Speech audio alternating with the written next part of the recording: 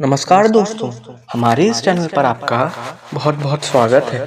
दोस्तों, आज की इस वीडियो में हम गाय को रोज एक रोटी खिलाने से क्या फ़ायदा मिलता है, इसके बारे में आप सब लोग को बताने जा रहे हैं। दोस्तों, आशा करते हैं कि आपने हमारे चैनल को अभी तक तो सब्सक्राइब कर ही लिया होगा। दोस्तों, अगर आपने हमारे चैनल को अभी तक सब्सक्राइब नहीं किया है तो सबसे पहले जाके हमारे चैनल को सब्सक्राइब कर लें, बेल आइकन दबाएं, लाइक करें, वीडियो को शेयर करें और कृपया हमारी वीडियो पूरी देखें जिससे आपको सारी जानकारी से रिलेटेड प्राप्त हो सके। दोस्तों, सनातन धर्म में गौ माता को अत्यंत पूजनीय माना गया है। पौराणिक, उपनिषद, वेदों, रामायण, महाभारत एवं अनेक प्राचीन ग्रंथों में गाय की महिमा का वर्णन अत्यंत विस्तार से मिलता है। गौ माता को पृथ्वी पर चलने वाली कामधेनु भी कहा गया है, जो हर इच्छा को पूर्ण करने की सामर्थ्य रखती हैं।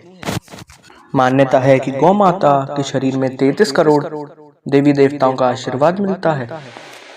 अतः गौ सेवा स्वयं में सभी देवी देवताओं की आराधना करने के समान मानी गई है। गौ माता की सेवा, रक्षा और पूजन से भक्त को इस लोक में भी और परलोक में भी अपार लाभ प्राप्त होता है। इसी महत्व को उजागर करने के लिए प्राचीन काल की एक कथा अत्यंत प्रसिद्ध है, जिसका संबंध सूर्यवंशी राजा दिलीप और महर्षि वशिष्ठ की दिव्य गाय नंदिनी से है।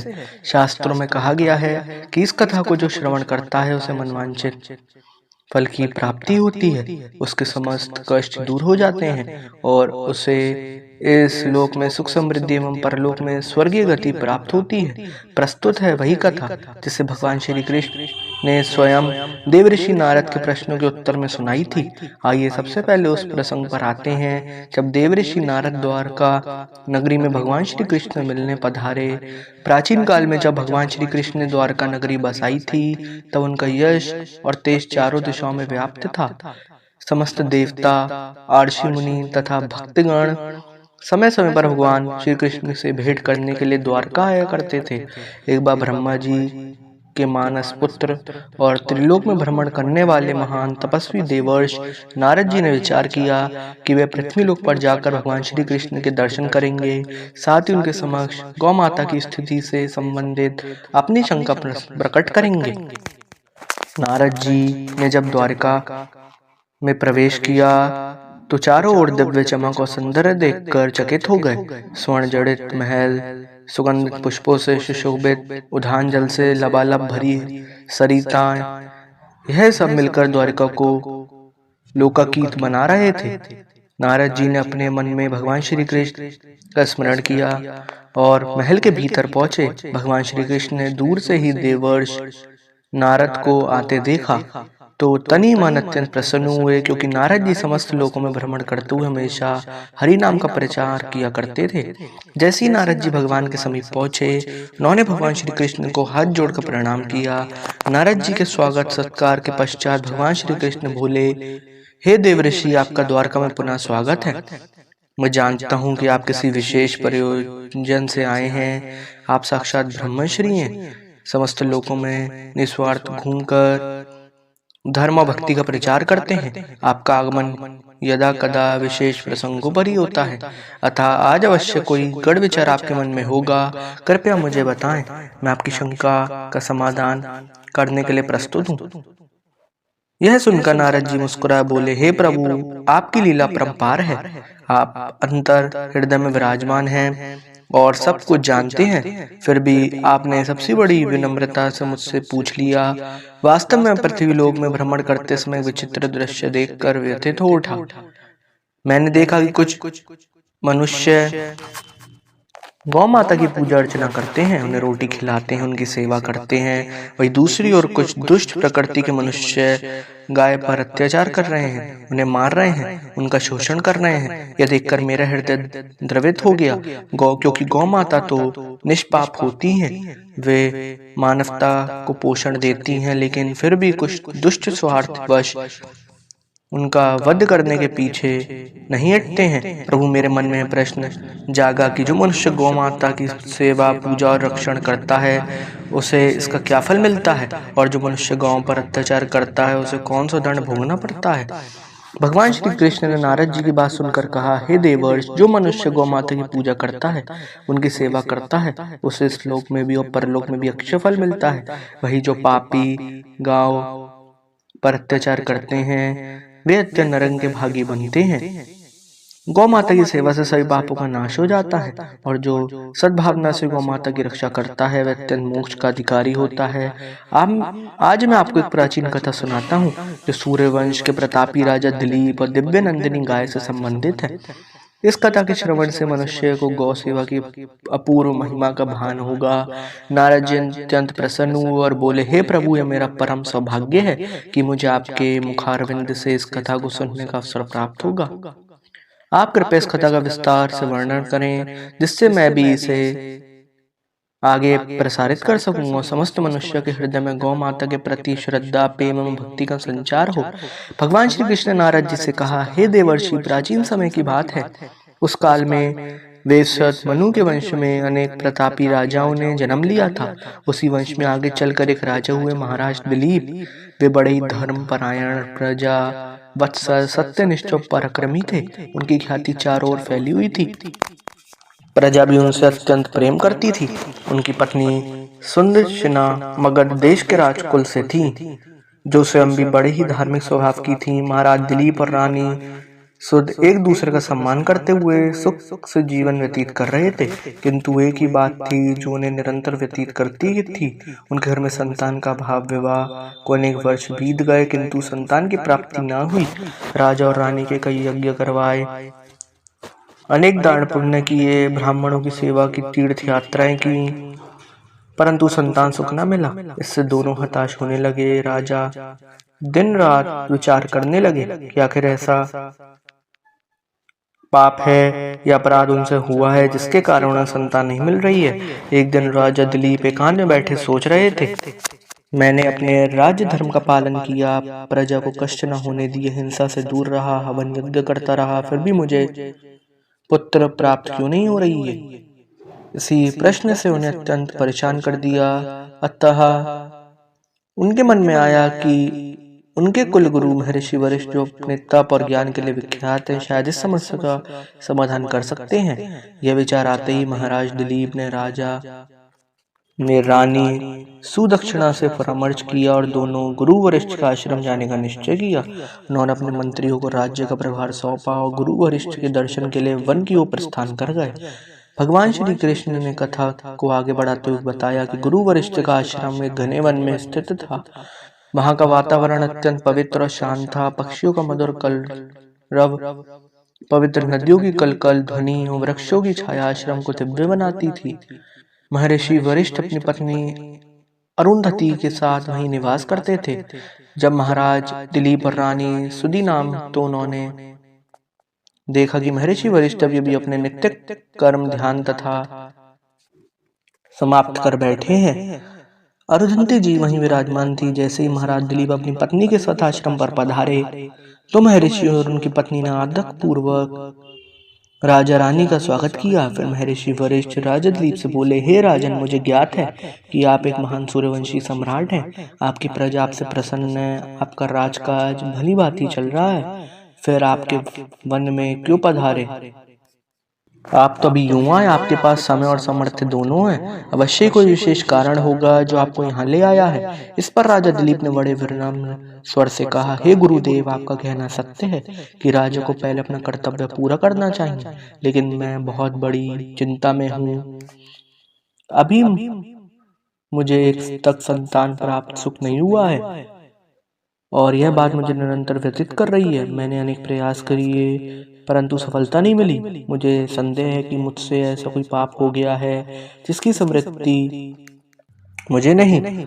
आप अपनी दिव्य दृष्टि से देखकर मुझे बताइए कि मेरा कौन सा अपराध है कि मुझे संतान सुख से वंचित रखे हुए है। साथ ही मुझे भी बताइए कि इसका प्रायश्चित क्या है। भगवान श्री कृष्ण ने आगे बताया, महर्षि वशिष्ठ ने अपनी दिव्य दृष्टि से दिलीप राजा के भूतकाल का सूक्ष्मता से निरीक्षण किया। उन्होंने देखा कि राजा दिलीप ने एक बड़ी भूल हुई थी। वशिष्ठ जी ने कहा, हे राजन, जब आप इंद्रलोक में देवताओं से भेंट करके लौट रहे थे, उस समय मार्ग में कल्प वृक्ष के नीचे कामधेनु गाय और उसका बछड़ा खड़े थे। वे दोनों अत्यंत भूखे थे और त्रस्त दिखाई दे रहे थे। उन्होंने आपसे सहायता की, याचना की, किंतु उस समय आप अत्यंत प्रसन्न मुद्रा में थे। शायद आपने उनकी पुकार सुनी ही नहीं। आप उस समय इतनी जल्दबाजी में थे कि आपके उन पर ध्यान ही नहीं दिया। उसी गाय को आपने यह कृतज्ञता बड़ी खली। उसे लगा कि एक प्रतापी सूर्यवंशी राजा जिसके धर्म का ज्ञान होगा, उसने एक भूखी गाय और उसके बछड़े की ओर ध्यान तक नहीं दिया। इससे दुखी होकर उस कामधेनु गाय ने आपको श्राप दे दिया कि आपको घर में संतान का भाव रहेगा। मनुष्य गौ माता की सेवा न करने से, विशेष रूप से भूखी गाय की अनदेखी करने से महापाप लगता है। वही श्राप आज भी आपको बांधे हुए है।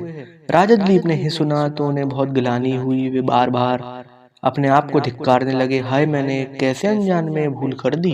एक गाय को जो समस्त लोग की माता है, मैं उनको भोजन तक न करा सका।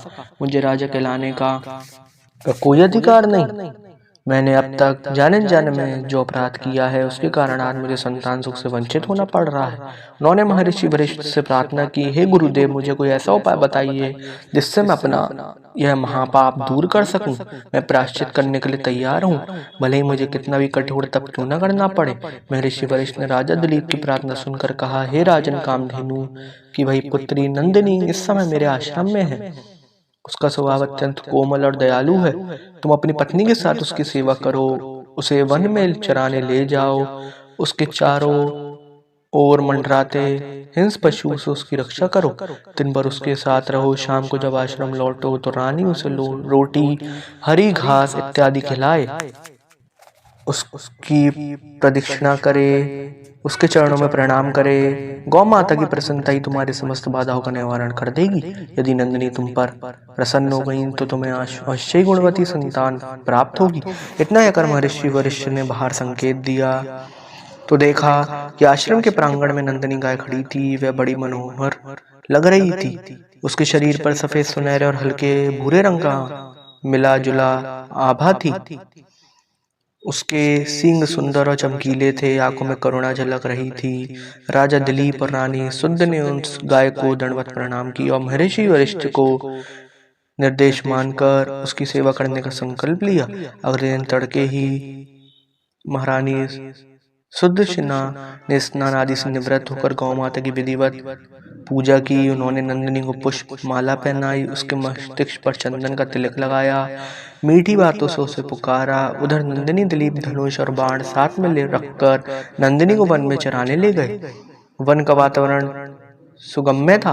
ऊंचे ऊंचे वृक्ष, घनी छाया, मन भावनी बात लताएं और तरह तरह के जंगली फूल।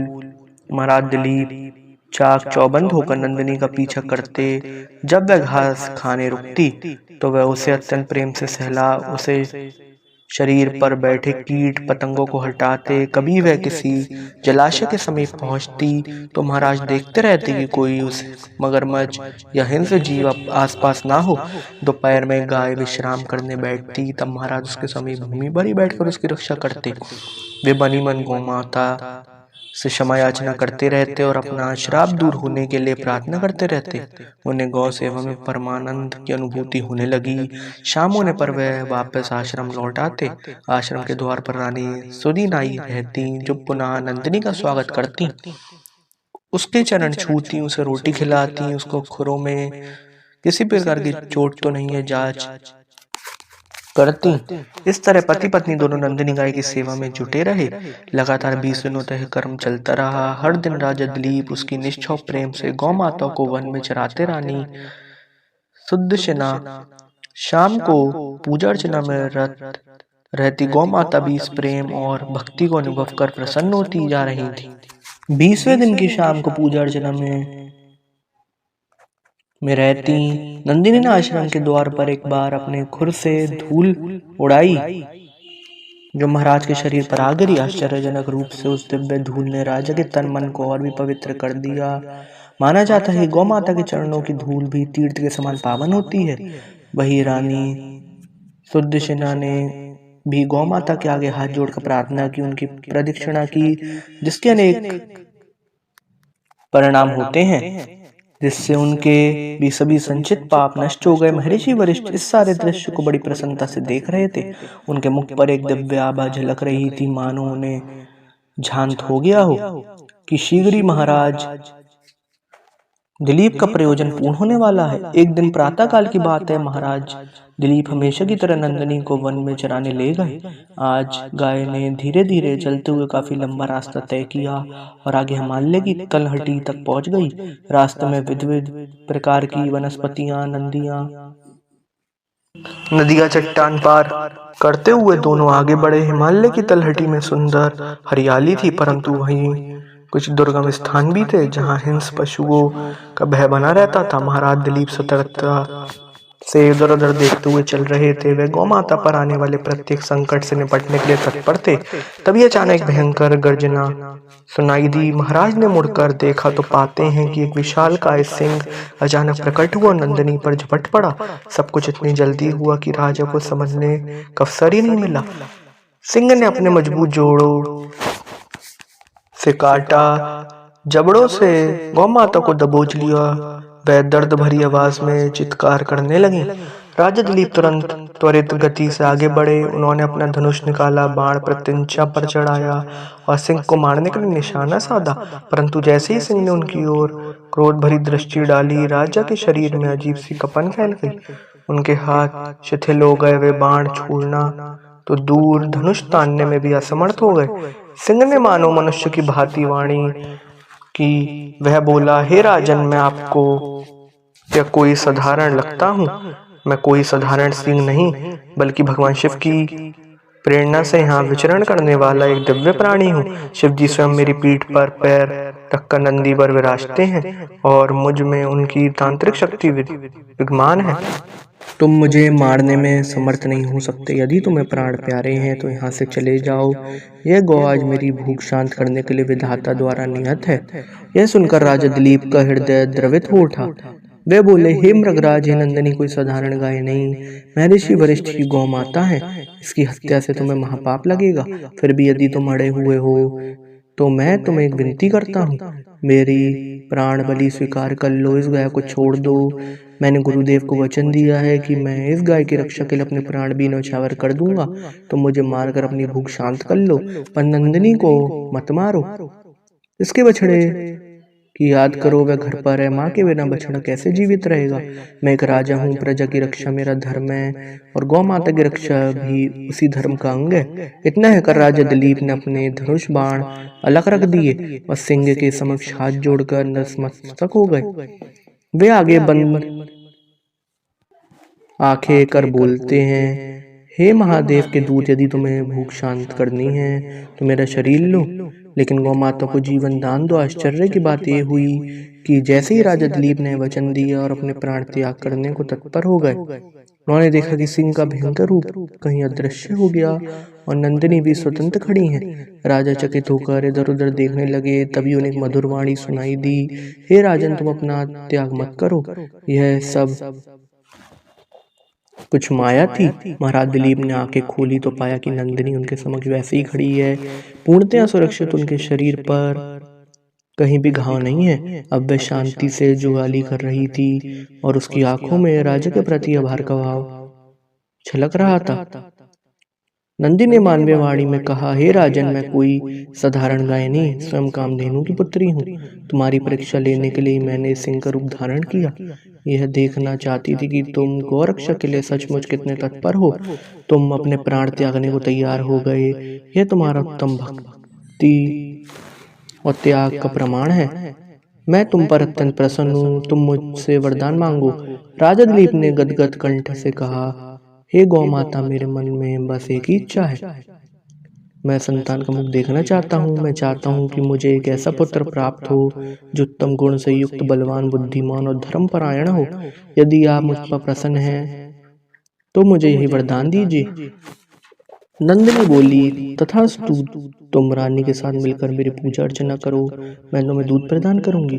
उस दूध का पालन करने से तुम्हें अवश्य ही एक प्रतापी पुत्र की प्राप्ति होगी जो रघुवंश की कीर्ति को सुदृढ़ करेगा। तुम्हारे वंश की ऐसी ख्याति होगी कि भविष्य में महान राजा उसी वंश में जन्म लेंगे। उसमें राजा रघु, राजा दशरथ, भगवान श्री राम जैसे महापुरुष जन्म लेंगे और समस्त धरती को अपने उपकार देंगे। यह सुनकर राजा दिलीप अत्यंत हर्षित हुए। उन्होंने कहा, हे माता, आपके वचन मुझे अमृत समान लगे। अब मैं आपसे विनती करता हूँ कि चलिए हम आश्रम लौटते हैं। वहाँ मैंने और रानी ने सभी अनुष्ठान की व्यवस्था की है। मैंने विधि पूर्वक आपका पूजन करूँगा और आपका दूध का प्रसाद रूप में ग्रहण करूँगा। इसके पश्चात राजा दिलीप नंदिनी को वापस महर्षि वशिष्ठ के आश्रम ले आए। रानी सुद्वार पर प्रतीक्षा कर रही थी। उन्होंने बड़े उल्लास से नंदिनी का स्वागत किया, उसे ताजे जल से स्नान करवाया, फूलों का हार पहनाया। फिर राजा रानी ने मिलकर नंदिनी की प्रदक्षिणा की, उसके चरणों में प्रणाम किया, उसकी आंखों में प्रेम पूर्वक निहारा। नंदिनी का, हे रानी सुदर्शना, आओ तुम मेरी पीठ पर आओ, हाथ फेरो, इससे तुम्हारे भीतर जो भी बाधाएं वे नष्ट हो जाएंगी। रानी ने अत्यंत श्रद्धा आदर पूर्वक गौ माता की पीठ पर हाथ फेरा। उसी क्षण उन्हें लगा मानो कोई दिव्य ऊर्जा उसके शरीर में प्रवेश कर गई हो।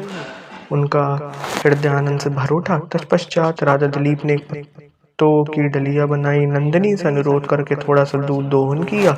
वह दूध रानी एवं राजा दोनों ने प्रसाद समझ ग्रहण किया। महर्षि वशिष्ठ ने भी आशीर्वाद दिया, हे राजन, तुम दोनों पर मैं प्रसन्न हूँ। इस गाय के आशीर्वाद से तुम्हें शीघ्र एक पुत्र की प्राप्ति होगी। तुम्हारे घर में जो संतान जन्म लेगी वह महान पराक्रमी और गुणवान होगी। उसी के नाम से भविष्य में तुम्हारे वंश को रघुवंश कहा जाएगा, जिसकी कीर्ति चाहूं और फैलेगी। राजा रानी ने महर्षि वशिष्ठ के चरणों में प्रणाम किया और अपने भाग्य को सराहा कि उन्हें गौ माता की सेवा करने का सौभाग्य मिला। महर्षि ने भी बताया कि गौ माता की कृपा से सभी मनोरथ पूर्ण होते हैं। समय आने पर महारानी सुदर्शना ने एक तेजस्वी पुत्र को जन्म दिया, जिसका नाम रखा गया रघु।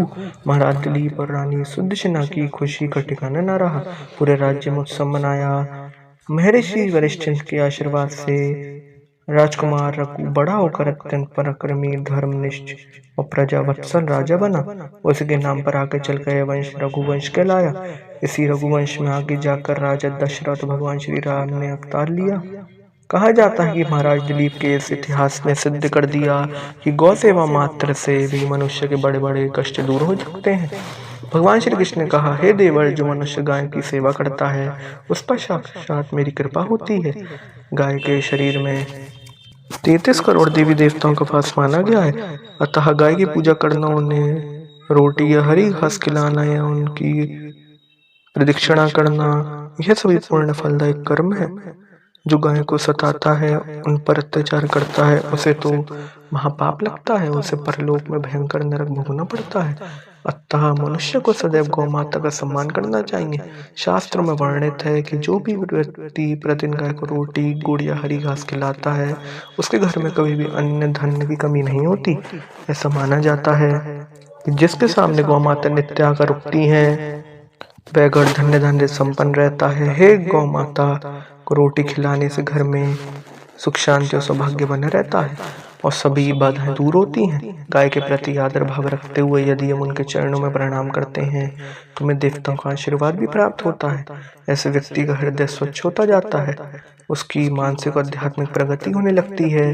कहा जाता है गौ माता के पीठ पर सूर्य केतु नामक एक नाड़ी होती है, जो सूर्य की किरणों को सोखकर गाय के दूध में अद्भुत गुण भर देती है। इसलिए गौ माता की पीठ का स्पर्श अत्यंत पावन माना गया है।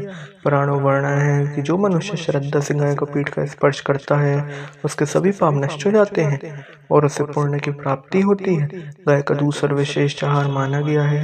ये न केवल शरीर को सबल बनाता है, बल्कि मानसिक शांति और आध्यात्मिक बल भी देता है। आयुर्वेद में भी गौ दूध को अमृत के समान बताया गया है, जो कई रोगों को दूर करने की क्षमता रखता है।